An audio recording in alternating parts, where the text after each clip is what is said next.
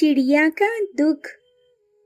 एक समय की बात है, जंगल में बहुत अधिक सूखा पड़ गया था, जिससे जंगल में अनाज और पानी की बहुत दिक्कत हो गई थी।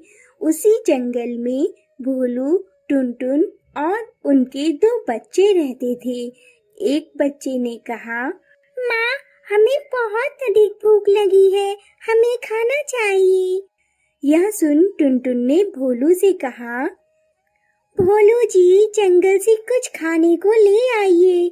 यह सुन भोलू ने कहा, तुम तो जानती ही हो, जंगल में सूखा पड़ने के कारण अनाज का एक दाना भी नहीं मिलता है, और जो अनाज हमारे खेतों में थे वह तो हम पहले ही खा चुके हैं।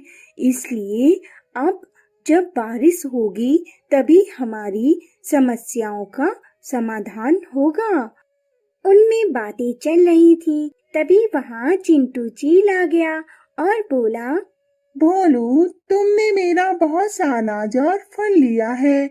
मैं अब उन्हें वापस लेने आया हूँ। मुझे यह अनाज और अभी चाहिए। यह सुन भोलू ने कहा, चीन जी, आप तो जानते ही हो, जंगल में अभी सूखा पड़ा है, जिससे अनाज और फल जंगल में नहीं बचे हैं। कृपा कर हम पर दया करें और मुझे कुछ समय की मोहलत दे दें। मैं आपका सारा अनाज और फल लौटा दूंगा। यह सुन चिंटू चील ने कहा, नहीं नहीं, मैं यह सब नहीं सुनना चाहता हूँ। मैं यह पिछले 6 महीने से सुन रहा हूँ। मुझे अब या तो मेरा अनाज दो या फिर इस घर को छोड़कर चले जाओ। यह सुन टुनटुन ने कहा, कृपा कर हम पर दया करें, हमारे दो छोटे छोटे बच्चे हैं, हम इन्हें लेकर कहाँ जाएंगे। दोनों ने बहुत ही गुहार लगाई, परंतु चिंटू चील ने उन्हें उनके घर से निकाल दिया। अब वह दोनों घर की तलाश में इधर उधर घूमने लगे। थक कर वह एक पेड़ के नीचे बैठ गए।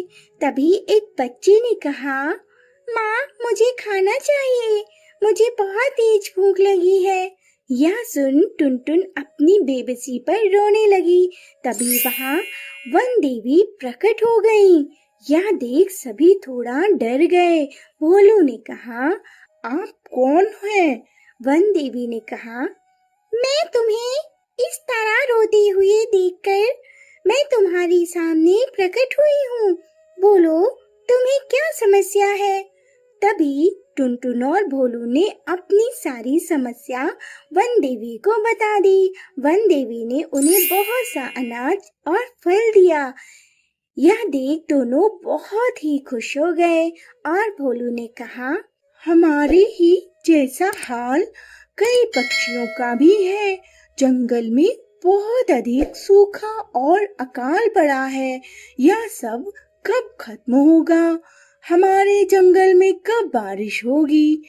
वन देवी ने कहा, तुम चिंता मत करो भोलू, 2 दिन बाद हमारे जंगल में बहुत तेज बारिश होगी और फिर सारी समस्या का समाधान जाएगा। तुम यहाँ अनाज और फल ले जाकर चील को दे देना और अपना घर उससे ले लेना। इतना बोलकर वन देवी गायब हो गई। दोनों ने चील से अपना घर ले लिया। 2 दिन बाद जंगल में बहुत जोरों की बारिश हुई और सभी नदी तालाब फिर से भर उठे और जंगल में पानी और खाने की समस्या भी खत्म हो गई।